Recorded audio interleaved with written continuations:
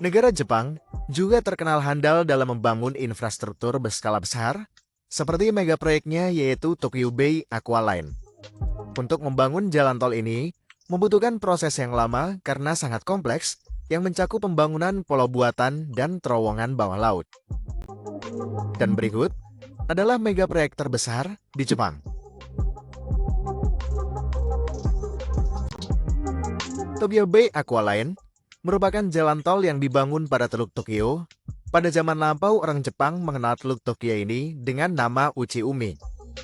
Lalu di tahun 1568 sampai 1600, wilayah itu dikenal dengan nama Teluk Edo. Pada periode Meiji, di tahun 1868, Jepang mengalami transformasi dalam berbagai aspek kehidupan, salah satunya adalah modernisasi infrastruktur.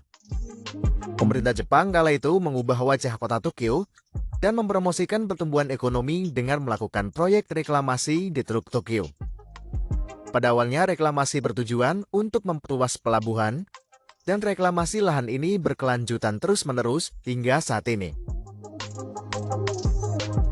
Teluk Tokyo memiliki peran penting dalam sejarah, ekonomi, dan kehidupan kota Tokyo. Wilayah di sekitar teluk merupakan pusat perdagangan, industri, dan transportasi yang vital. Teluk Tokyo juga merupakan jalur masuk utama bagi kapal yang masuk ke pelabuhan Tokyo. Selain itu, Teluk Tokyo juga memiliki peran dalam upaya perlindungan dari bencana alam, terutama dari ancaman tsunami. Karena Tokyo merupakan kota metropolitan yang jumlah penduduknya padat dan sering mengalami kemacetan, sehingga pemerintah Jepang membuat proyek jalan tol untuk menghubungkan kota-kota penting di Tokyo. Tokyo Bay Aqua Line adalah jalan tol yang sebagian besar terdiri dari kombinasi jembatan serta terowongan bawah laut yang melintasi Teluk Tokyo di Jepang. Jalan tol ini menghubungkan kota Kawasaki di prefektur Kanagawa dengan wilayah Kisazaru di prefektur Chiba. Sebelum adanya Tokyo Bay Aqua Line, perjalanan antara dua wilayah itu membutuhkan waktu sekitar 90 menit menggunakan kapal feri.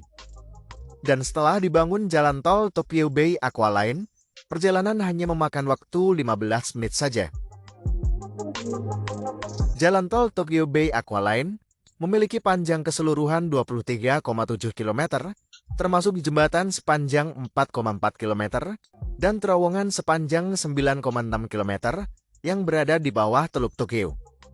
Dan terowongan ini merupakan terowongan bawah laut yang terpanjang keempat di dunia. Tokyo Bay Aqua Line terdiri dari dua bagian utama, yaitu jembatan Umihotaru dan terowongan Tokyo Bay.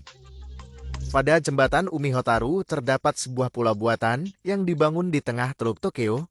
Pulau buatan ini memiliki berbagai fasilitas seperti restoran dan lain-lain.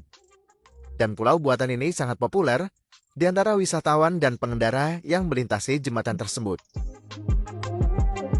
Untuk membangun jalan tol ini, membutuhkan biaya sebesar 11,2 miliar US dollar atau setara dengan 162 triliun rupiah.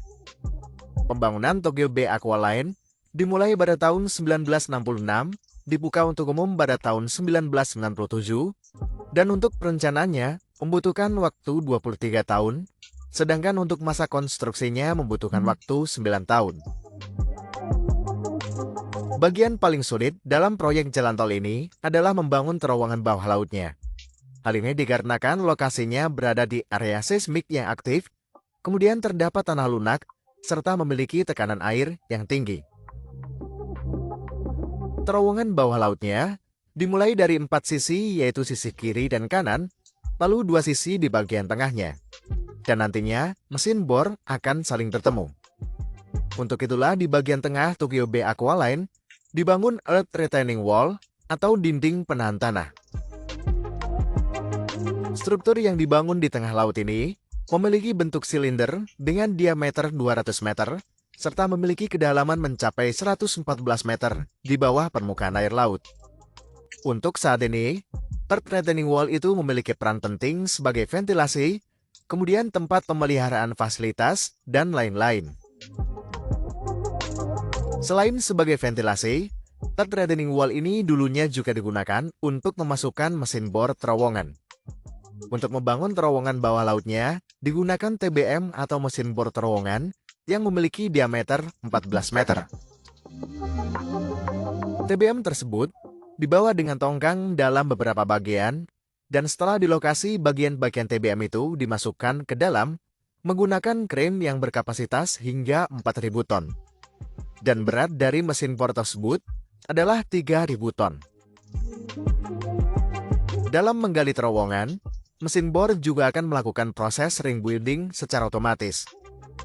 Ring building itu terdiri dari segmen-segmen beton plat cetak yang digunakan untuk membentuk dinding terowongan. Dan berat dari masing-masing segmen itu adalah sekitar 10 ton.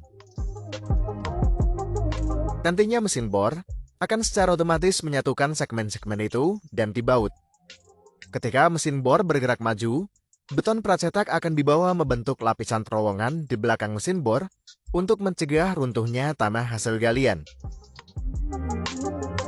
Kemudian untuk material hasil pengeboran akan dikirim melalui pompa dan dibawa ke atas permukaan. Material itu akan diproses lagi sehingga nantinya dapat dijadikan sebagai material konstruksi untuk pembangunan terowongan bawah laut. Pengerjaan terowongan bawah laut ini dikerjakan dalam 24 jam non-stop, dan meskipun cuaca sedang buruk, proses pengerjaannya tetap berjalan. Sedangkan total jumlah terowongan yang dibangun di bagian tengah ini adalah 4. 2 di sisi Kawasaki dan 2 lagi di sisi Kisasaru. Masing-masing terowongan itu memiliki diameter 13,9 meter dan berada pada kedalaman 28 sampai 31 meter di bawah laut. Nantinya ketika terowongan selesai dibuat, pada area Chiba terowongan akan terhubung dengan pulau buatan Kisasaru yang juga dikenal dengan Pulau Umihotaru. Umihotaru merupakan area peristirahatan yang berada di tengah laut, tepatnya di jembatan Kisasaru.